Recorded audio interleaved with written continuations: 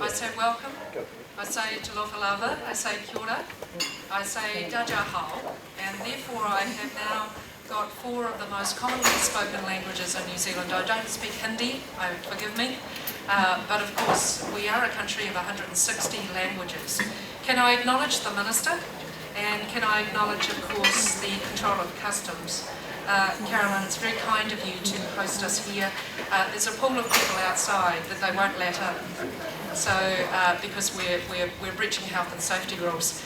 So I think we're going to need to do this again. Can I acknowledge all of the CEOs and the senior managers and officials who are here today? You're all here because it's an important subject whose time has come. And so one of the things I want to talk about today is the fact that superdiversity is now. I just want to start again. Superdiversity is now. Because I don't think we have the luxury of time. And I think the key thing that the Superdiversity Stocktake does is it simply brings together all of the evidence to make that clear. Can I say on behalf of the Right Honourable Sir Anand Satinian, who is the patron, that he's currently in Malta and he's very sorry that he cannot be here to open today.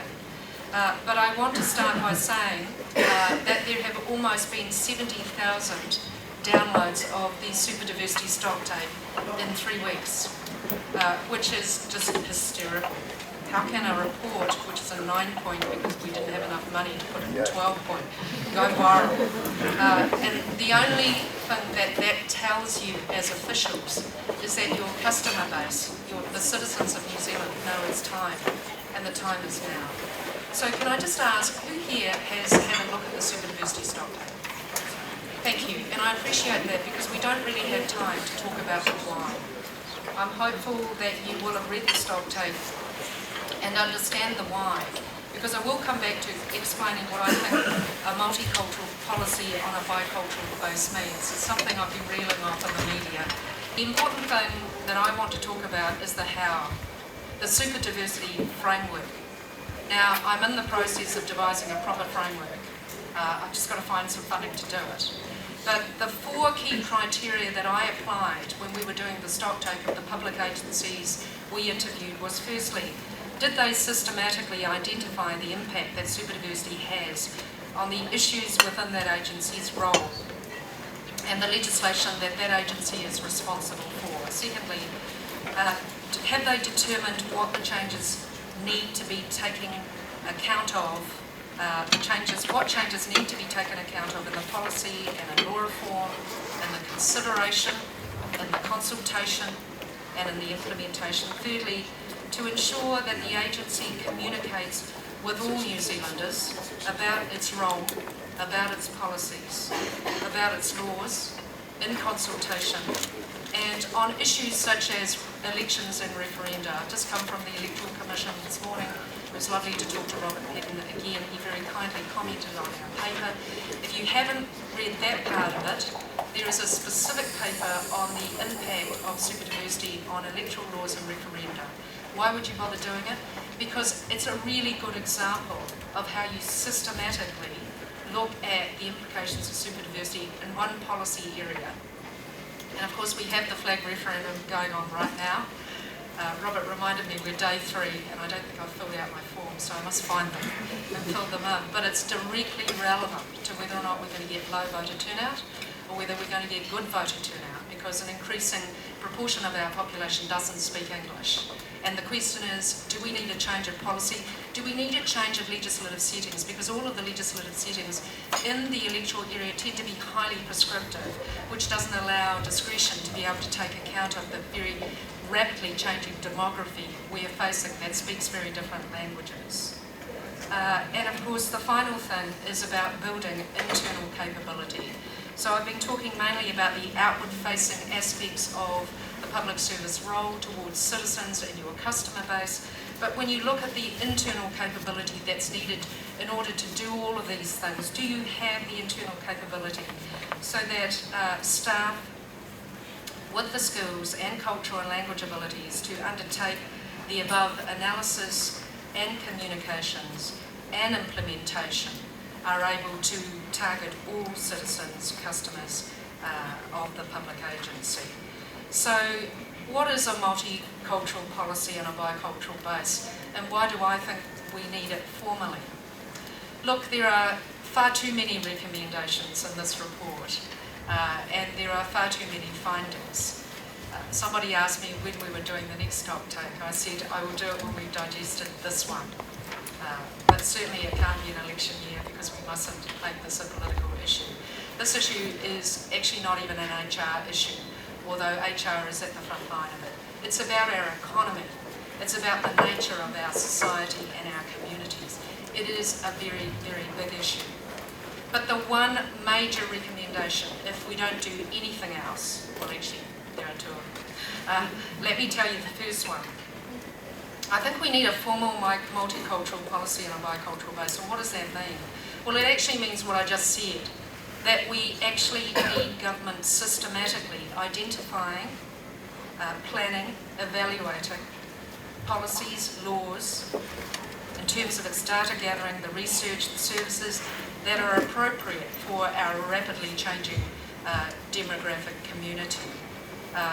This needs to be taken account of in drafting and consulting on policy and laws, in developing strategies and initiatives, in assigning priorities and, of course, resourcing, in negotiating how services will be provided, in data gathered, and the research that's required or undertaken, in implementation and resourcing. And why is it on a bicultural base? Now, this is very important. The reason why we have a bicultural society is based on the treaty relationship. It's a fundamental constitutional document, and I've been doing this since I was a very young girl. I've been looking at the treaty area since I was 18. That was a very long time ago. But the why with respect to biculturalism is fundamentally different with respect to the why we need a multicultural policy. The why on bicultural is about the treaty obligations, the treaty relationships, but the why, W-H-Y, question mark, for why you need a formal multicultural policy now is because you need policies that take account of all New Zealanders to keep financial and social capital in this country high. They're here, and if we don't invest to deal with the risks and the challenges, we're not going to be able to get the amount of social cohesion needed to continue to reap the benefits of financial capital and social capital. Now, I just want to say a word to the HR people here. I say you are at the front line because actually we could take diversity out of this equation altogether. Let's just not talk about diversity. Let's just talk about HR. Many of you are the biggest employers in New Zealand, and you will have trouble recruiting the best talent that will stay and that you can grow and progress unless you're able to tap into Maori, Asian and Pacifica talent pools. Because actually they are now becoming the majority talent pool groups in Auckland. In Auckland, 56% of the talent pool are migrants and their New Zealand born children. And we are told by Statistics New Zealand it's great to have the government statistician talking today. What would we do without your wonderful work? Well, I certainly could never have started the stocktake. But if you look at those projections, we know that in 2038, over 51% of the population will be identifying themselves as mainly Asian and then Maori and Pacifica. So when employers come to me and say, we can't get enough people, high quality candidates to do these roles and they're major departments, I say to them that we need to start accessing all of the talent pool. And often what they find is that they're not able to attract candidates who are culturally diverse. They don't know how to communicate with them. They don't know where they live. They don't know how to tap into their cultural networks. And of course, that's just a recruitment issue. But of course, and I don't have time to go into this, but actually demographic disruption has completely changed the price and the value of everything in the employment market. So if you're a remuneration specialist in HR, the value of someone who can manage people who are not like us culturally has just gone up. The value of somebody who can speak other languages has just gone up. The value of somebody who understands different cultures has just gone up. And what has also changed is how you remunerate people who are diverse. I'm not saying money doesn't matter, it does. But there are other things that might matter to diverse candidates, like the ability to be in an environment where they feel culturally supported, valued, might be important to them. The ability to speak their own language might be important as well as a bonus. So I conclude by saying this, and of course I haven't talked about the security issues, and that's a big topic all on its own, but I know that security agencies have long been interested in the social cohesion issue and keeping people in the middle of our society and not fragmented. And that's why I thought the survey that I undertook of the super diverse, the visually diverse, was very interesting. The Zero survey is very interesting too. Their biggest issue is that they're discriminated against in employment, they and their New Zealand born children. And many of them are very angry because they played the game. We told them that if they came here, learned the language, and really excelled in our schools and universities, then they would do well. They couldn't do that, but their children have done it, and their children are still being discriminated against. I am frightened by the number of very highly qualified, upper middle class, visually diverse people who are very angry because their children cannot get on. And that can't be our society here, because we're cutting our noses to spite our face, which is why this is an economic development issue. It's about our economy. And so I conclude by simply saying this, because I need to get everybody else up here speaking. What next? So, what next? One, we're having a response to the Superdiversity Stocktake What Next conference in March 2016. I've managed to get a couple of sponsors from Council and the AUT University. It'll be in Auckland. In the morning we're inviting the top 100 business and government decision makers, central and local, to come and talk about not just, what is government going to do, what's business doing, but what we can realistically agree to doing and to take forward. In the afternoon we're having a TED Talk style. I want to profile all of the departments and all of the businesses who are already doing great things to make themselves fit for the future. And we're going to capture that in a publication and put it online free so that everyone can learn from everyone else's best practice. Secondly, the Superdiversity Centre has been commissioned by the Committee for Auckland to build a survey tool which measures cultural capability. If you don't know you've got a gap, then it's hard to figure out how to fill it. But of course, because it's Committee for Auckland, they only want us to build one for business. So if the public agencies want one for everybody else, come, and we'd be very happy to talk about some sponsorship. Thirdly, we are starting a Celebrating Culturally Capable Intelligent Leaders series. I have approached some of our top culturally intelligent leaders in the country, Tiffany O'Regan, Mike Perro, who's Pacifica, Adrian Moore, the head of Super Fund. Yesterday I interviewed Mitchell Pham. He's just won an award, Organ Limited, IT Limited. He came to New Zealand at the age of 14. Out of his family, he was the only person his family could afford to put on a boat. He was a refugee. He's just won a global award. He operates out of Auckland. He's employing 80 New Zealanders and Vietnamese people across New Zealand. What he's doing is he's filling the IT gap in New Zealand by sourcing Vietnamese IT specialists and using them to service New Zealand companies, is what he's doing. So I'm putting all of these videos up because, once again, the biggest cry that I get is, well, you've told us we need to be culturally capable, we got that, but we don't know how to do it, and we don't know where to start. So I think the best way is to find people who are already doing it, and that is leaders, but also who are leading culturally competent organisations, and to put them up on the website. I've got Mavis Mullins, Taran Kunji, Mark Toomey, who's the chair of Infratil, who's Maori. So I've got a range of leaders. So I'm just going to be putting them up on the website, and then people can look at that.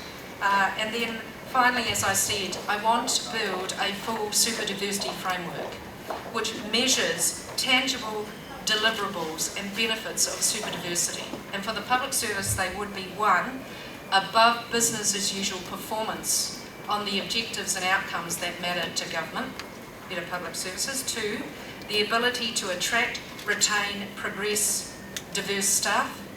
And thirdly, higher customer satisfaction. But all of that depends on sponsorship. And the difficulty is when you're doing it, it's also hard to go and raise money for it. But the next stock take, well, I don't want to do it in an election year, Minister. So we will do it out of cycle, but we need to continue to do the stock take. Why? Well, because the public service is doing some great things, and we need to keep up with your performance in this area. Can I now say that I'm happy to take a few questions, and then what I want to do is introduce you the rest of the lineup for today.